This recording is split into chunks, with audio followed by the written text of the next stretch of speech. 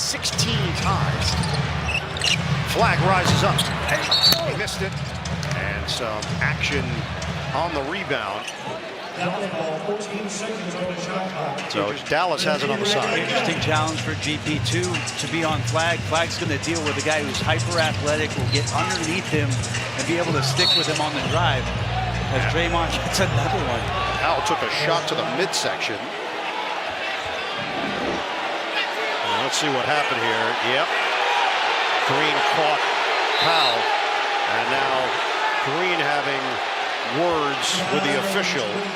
There's no reason to try to show up the refs at that point. There was a foul that was called, but this kind of action with the referee, now what? What are you going to do?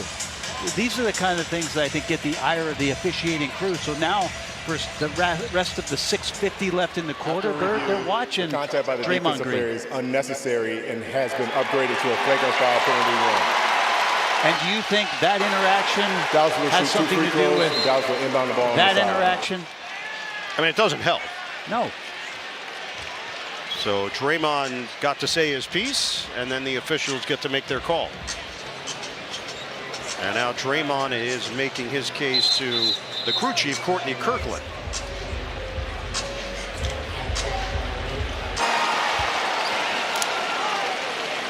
So now Steph Curry goes over to Petrides to try to get a little more context as to why that call was made.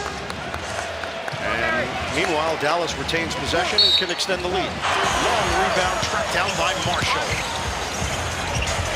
Goes on a skip for Christie, and he gets met by Green. Foul is called. Fans react. Dallas getting frustrated. And they're going to the monitor once again. And that's Draymond's fifth, right, Bert? So back to the replay. Draymond goes up. It's for sure a foul. The ruling on the floor is a defensive foul, and this player is under review to see if he meets the criteria for a flagrant. I don't think there's anything extra here. He's holding up Christie, but the extra, again, is at the official. And that part I just don't love. And in that particular case, if Draymond actually backs off, Christie might fall down. He kept him upright, but you just alluded to it. He was challenging the officials to take a look at it. There's a point in which respect for the referees needs to be the priority. It will be a common foul. After review, the defensive player makes contact with the ball and he holds the offensive player up. There is no flagrant foul on the play. Ruling on the floor stands as a common foul. Play will resume with 2 free throws. So Draymond feels vindicated in some way that was just the common foul. That was the foul from earlier that got upgraded to a flagrant. This is the one that was called on the floor as a common foul, and then they went to take a look, and now Green has got the sweatshirt on and has been taken out of the game.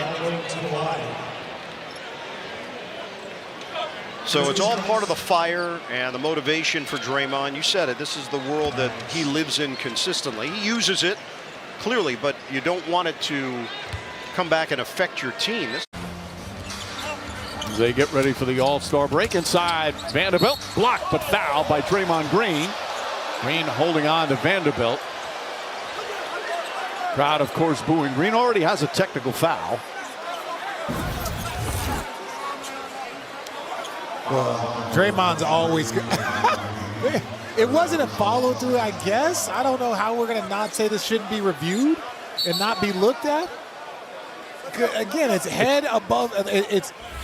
Oh, I guess there wasn't as much of a windup. I'm trying to figure out how that shouldn't be at least looked at. Yeah, I'm surprised just because of the contact to the head after the foul that they're not at least looking at it.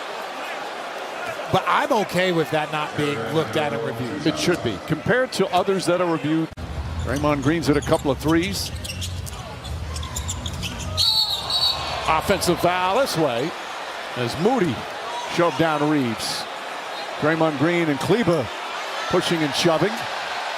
Kleber going over because Reeves got knocked down to stand over his man. And Draymond Green needs to give him space. You knock over a player, you stand on top of him. In my opinion, love Draymond, that's instigation, right? And so that's obviously an extra thing that should be reviewed. But even in that moment, you step away. So you have Kleber wants to check on his player, wants to help him up, look at him, and it's just like, come on. Yeah, this is extra here with the right forearm right there. Yep. See, now that should be reviewed. And by what we've seen, what's a flagrant, what's not, that could easily be called a flagrant. Draymond and Cat were exchanging a few words at the end of the Knicks and Warriors game last week, and Draymond went on his podcast to speak about the moment between him and Cat. Here's what he had to say. And I saw a lot made of my interactions with Cat, and I will share those interactions. OG Anunoby and I were sitting there having a conversation, and he came and joined in, talking, and he told me that, hey man, you've been talking. You're going to start talking in the last minute and a half of the game. You're a front runner. Now, one thing Karl Anthony Towns can't do is call me a front runner. His voice changes too much to call someone a front runner because we don't really know which Cat we getting. In saying that, for those that watched that Knicks game, I was talking the whole game. I always talk the whole game when I'm in that mode. And I was definitely in that mode coming out, as you could see by the first post up when he tried to back down and the wall didn't move, and you try to back down and the wall didn't move, and then you try to and the wall doesn't move. So the 7-foot, 290-pounder versus the 6'7" guy that's 240 pounds, then shoots a falling fadeaway off one leg, and brick, we're going the other way. And when he catch the ball, I'm looking like, and the bench see it, and then they see that man can't move the brick wall, and then he misses the shot. So you knew right then and there, the look on my face, how Stackhouse called it, get serious when the guy gets serious in the post, how I got serious, and nothing came of it. And then we go down again and again, and he tries to post up again, and nothing came of it. And then later in the game, in the first half, he tried to post and nothing came of it. The next one, he went middle and shot this fadeaway going middle. Nothing came of it. So I was a little baffled at how, one can be a front runner when you ask the guys on this bench, they was witnessing it. Me talking to him the whole game, he too little. That's what I kept saying.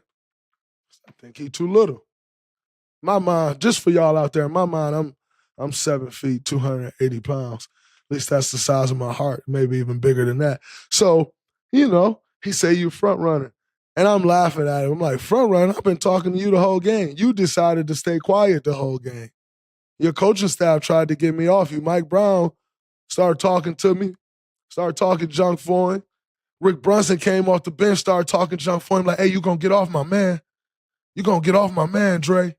We ain't doing that. You gonna get off my man. I'm like, OG, I gotta get at him. I gotta get at him, OG. He like, no, you gotta get off my man. OG Anunoby tried to take up for him. OG like, man, Dre, let him live, man. You gotta get off it. Front running. They ain't coming up the last minute and a half if that's only happening for a minute and a half. I just said some choice words to him. Nothing disrespectful, by the way. I ain't calling him out his name or nothing like that, but just said some choice words of what I think he is on the basketball court. But then I also proceeded to say, but by the way, your dad is amazing. I love OG Towns, man. He's incredible. His energy is the same. One thing I respect about OG Towns is, and I said this after the game too, me and Cat had our little back and forth. We were talking. I got a lot of respect for Cat and what he's done in this league, the basketball player that he is. Anybody that can produce at that high of a level for 10 plus years in this league, you deserve respect. But we're going to always have them battles. And I'm going to always step up to that challenge and want that challenge and be who I am when that challenge is taking place. And so that's never going to change. But I always love those matchups. But like I told Cat in that moment, like, hey, yeah, man, this is what I think of you. But I love your dad, though. He's incredible. But like I was saying about the OG, man, like, he let the basketball game be the basketball game because that's just what it is. It's a basketball game. You play, you do what you got to do on the basketball court. You leave what's on the basketball court, it stays on the basketball court. You leave, you move on, life goes on. OG never takes anything from the basketball court and makes it his business. Number one, that's a real man that raised a young real man. That's a great man that raised a great young man. And I respect that. I love that, he never comes onto the court doing his thing, making it about him, making it anything about what's happened. I respect that so much because he has raised an incredible young man. And you can see it in stuff like that of why that young man is so incredible. So shout out to the Towns, man. I always love them battles. Karl-Anthony Towns will be an all-star again. We know the type of player he is. We know the talent that he is, but we always going to have them mix-ups. We always going to, have that matchup and embrace it and look forward to it when we come in the game. That's just what we do. That's the competitive side of it, and that's the side I love.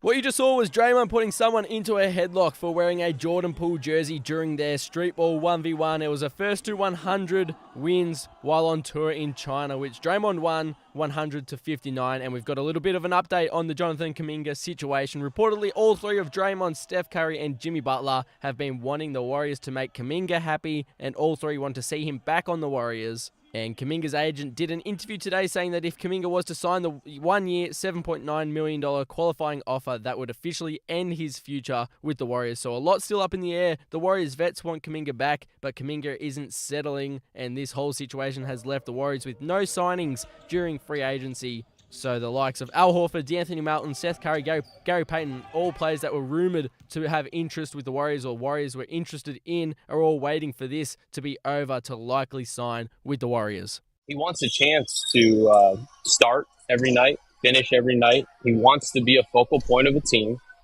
That's not a secret. That's something he works for. JK gets up. He's done this for 2 summers in a row. He'll wake up at 6 a.m. You don't, to work out, he'll be on the court by 5:30 getting, work done. You don't do that to, not want more. And that's normal. And that's part of, he wants to grow. So does he want to be on the Warriors? He understands it and he's open to it. And, the Warriors are the organization that drafted him. So of course he'd love to stay with one team his whole career. His favorite player, his, idol is Kobe Bryant. That's what he did. If it's possible, but of course he wants a bigger role. That's not really a secret. But is he open to coming back, and